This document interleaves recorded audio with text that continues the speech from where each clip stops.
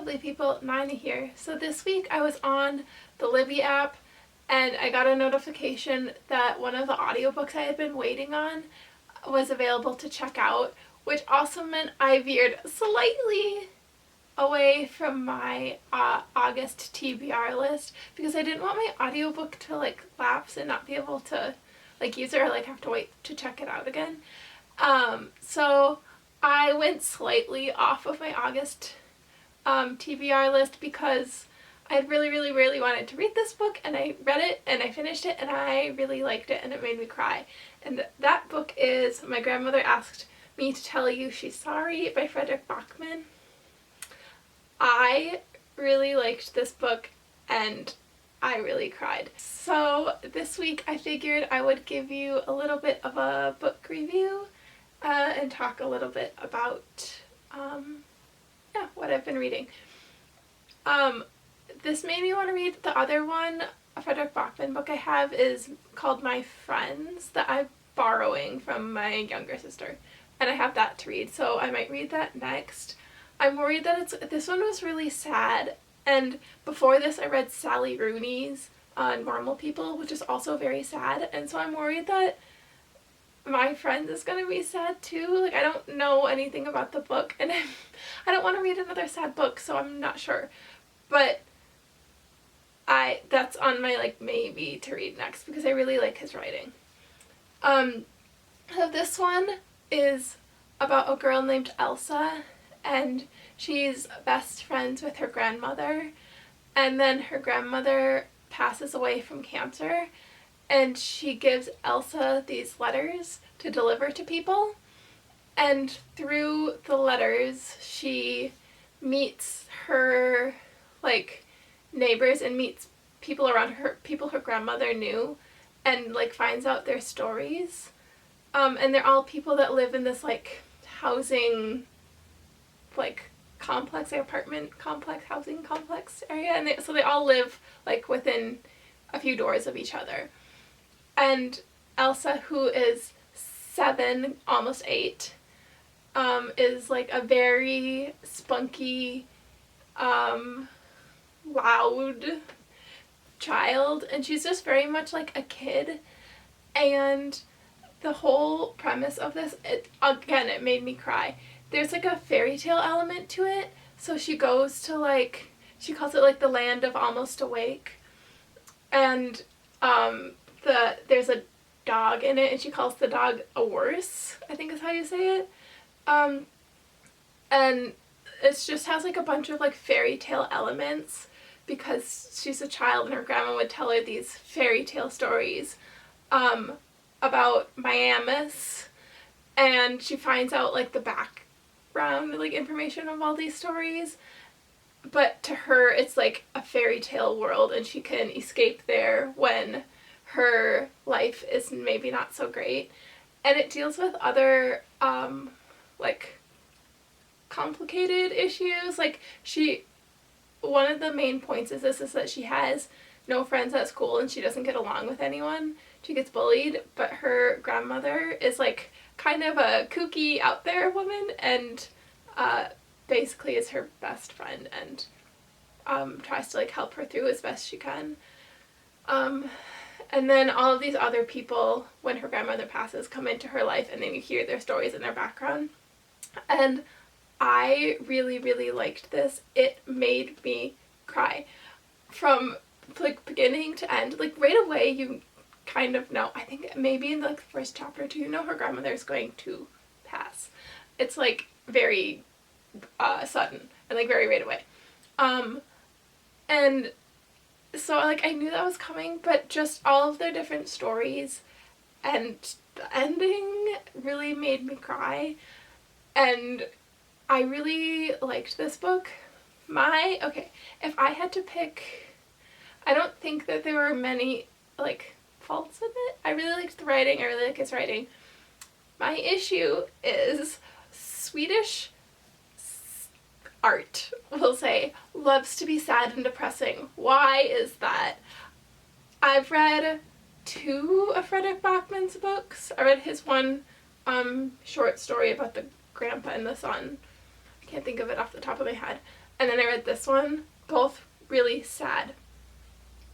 I also have watched like different Swedish movies and like cinema, also really sad.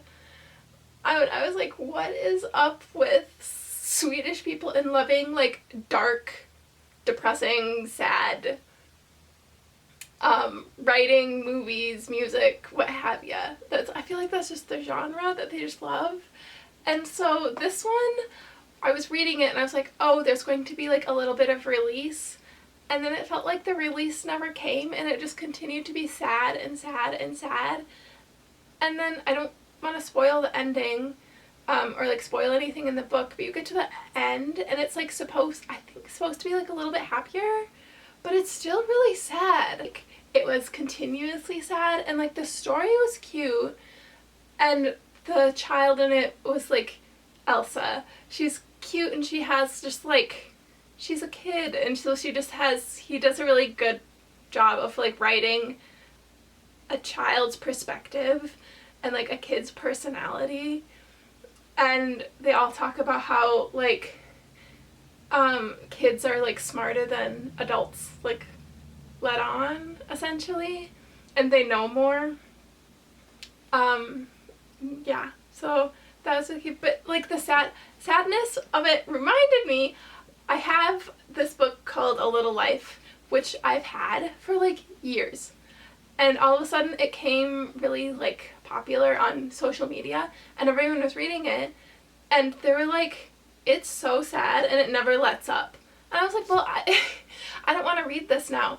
And I kind of feel the same is true for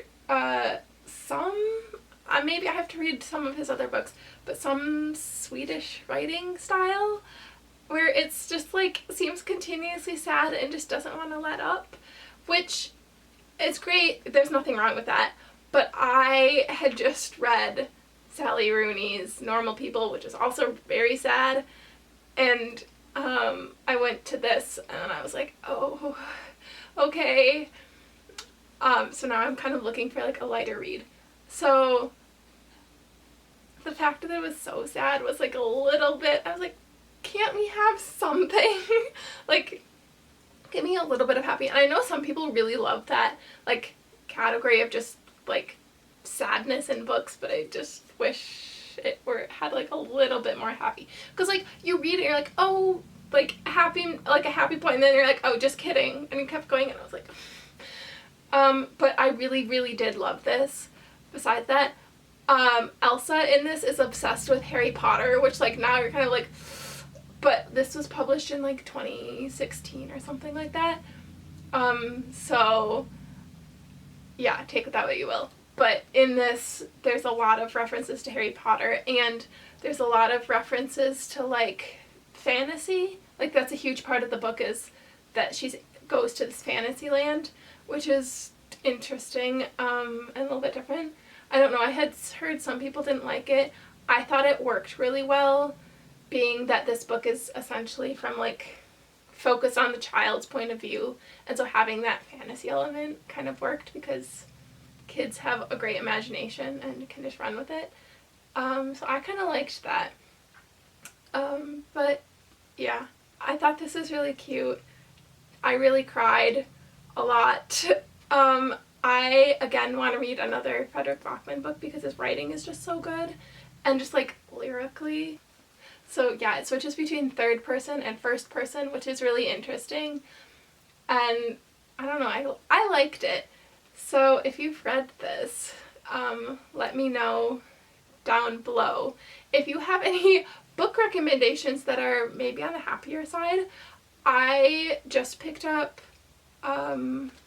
Beach Read by Emily Henry, and I've read like the first chapter and I was like, oh, we're starting off sad, but I don't know. I feel like with the world how it is right now, I want to read a little bit of something happier and like a bright story, and it's just hard to come across.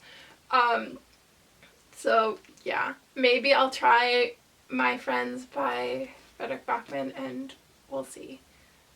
But I did finish this week, and I really loved it. I am currently like 4 books behind on my reading goal, because I read Normal People, and then I kind of went through like a reading slump, and I like started this and then kept putting it down and picked it up, but then once I like picked it up and just like read it, I flew through it and I really liked it. So yeah, let me know down below if you liked this. I love reading books by authors who are like not American authors, and just different cultures, different countries, what have ya. And so that was kind of fun to read a Swedish author also. So yeah, that was it for this week's video. My grandmother asked me to tell you she's sorry. It's a great book. If you would like to read it, I would suggest be prepared. It is sad, because Swedish people love a good bit of sad, a good bit of drama. For whatever reason, they love it. But yeah. That's it for this week's video. I love you all. As always, free Palestine, and I will see you next Friday with a brand new video. Bye!